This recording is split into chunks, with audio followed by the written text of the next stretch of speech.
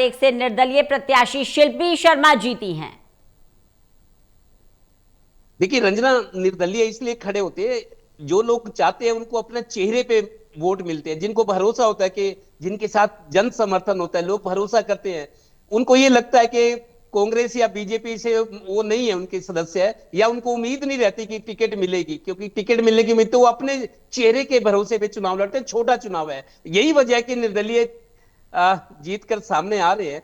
क्योंकि देखिए कांग्रेस या बीजेपी वो अपने जो उनके पार्टी के लोग हैं उन्हीं को कंसीडर करते हैं, उन्हीं को टिकट देते हैं। तो ऐसे लोग जिनमें जीतने की क्षमता है, जो चुनाव लड़ सकते हैं, जिनको भरोसा होता है, तो वो लोग निर्दलीय खड़े होते हैं। यही वजह है कि इन छोटे चुनाव में निर्दलीयों की संख्या भी अच्छी खासी होती है, कि उनको किसी पार्टी से टिकट नहीं चाहिए। क्योंकि कई बार ये होता है, हमने पिछले चुनाव में देखा, कांग्रेस की टिकट पर कोई लड़ने वाला नहीं था, जो पिछले चुनाव हुए थे मार्च में पिछले साल, उसमें कांग्रेस की टिकट लेने वाला कोई ना, कांग्रेस टिकट दे रही थी, लेकिन लोगों को लगता था कि अपने चेहरे पे चुनाव लड़ा जाए, और ऐसा लोगों ने किया, और वो उनका डिसीजन सही भी रहा। तो इस बार जो है कांग्रेस की जिलाध्यक्ष बने हैं, कुछ संगठन बना हुआ है, हालांकि अधूरा बना है, लेकिन अब लोगों को ये लगता है कईयों को कि भाई पार्टी के टिकट, जैसे किसी पार्टी के खिलाफ एंटी इनकम्बेंसी या कोई पार्टी कमजोर है तो उसका टिकट नहीं कोई लेना चाहता, उसको अपने चेहरे पे भरोसा है, या उसकी पब्लिक में साख अच्छी है, उसको लोग कहते हैं भी तुम खड़े हो जाओ, हम तुम्हारे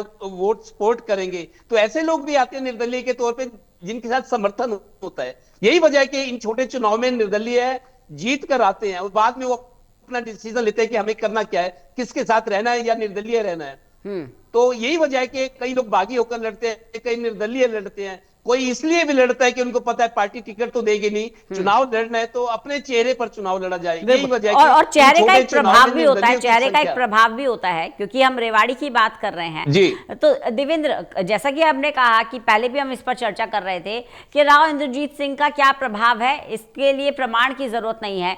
कांग्रेस छोड़कर बीजेपी में आने के बावजूद भी उनका कद बना हुआ है पार्टी के अंदर, बीजेपी में भी उनका मजबूत कद है, उनका प्रभाव है रेवाड़ी के अंदर, दक्षिण हरियाणा के अंदर उनका प्रभाव है, और 2 सीट बीजेपी के जब खाते में आई हैं तो कहीं ना कहीं राव इंद्रजीत सिंह ने भी राहत की सांस ली होगी। देखिए रंजना, आपको राव इंद्रजीत की खासियत बता दूं जो हम सुनते हैं। राव इंद्रजीत अहीरवाल के आज भी सबसे बड़े नेता हैं, सब निर्विवाद बड़े नेता हैं। आप देखिए उन्होंने बेटी को पहली दफा चुनाव लड़वाया, विधानसभा का जीती, आज मंत्री है हरियाणा में।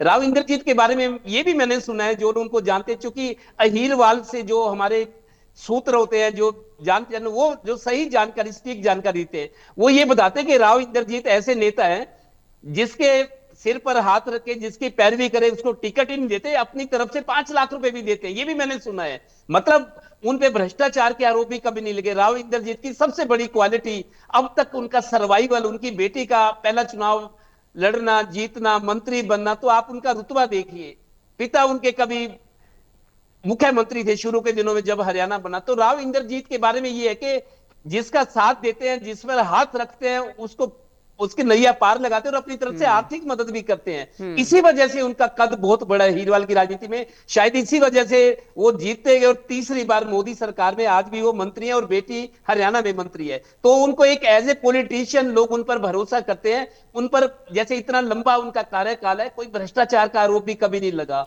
ये जी। जरूर है कि जोड़ तोड़ तो करना होता है, क्योंकि अगर अपना राजनीतिक क्षेत्र में अपना प्रभाव रखना है, चुनाव जीतने हैं, तो जोड़ तोड़ तो राजनीतिक दाव पे तो चलने पड़ते हैं। लेकिन उनकी राजनीतिक साख खराब हो, भ्रष्टाचार के आरोप लोगों, ऐसा सुनने में अभी तक नहीं आया है। जी बने रहिएगा देवेंद्र। वीरेंद्र सोनी साहब भी जी हमारे साथ जुड़े हुए हैं, वरिष्ठ पत्रकार हैं। वीरेंद्र सोनी सर, जो मुकाबला हम ये कह रहे थे कि भारतीय जनता पार्टी की सरकार सेंटर में है, स्टेट में है, ट्रिपल इंजन का नारा दिया जा रहा था, वो मुकाबला एक तरफा नहीं है, कांटे की टक्कर नजर आ रही है। सोनीपत में 2-2 वोट दोनों प्रत्याशियों को मिले हैं, कमल दीवान को भी, राजीव जैन को भी। तो वन साइडेड फाइट नहीं है, और ये कहीं ना कहीं कांग्रेस के लिए अच्छी बात है कि कांग्रेस मुकाबले में है, एक तरफा मुकाबला नहीं है।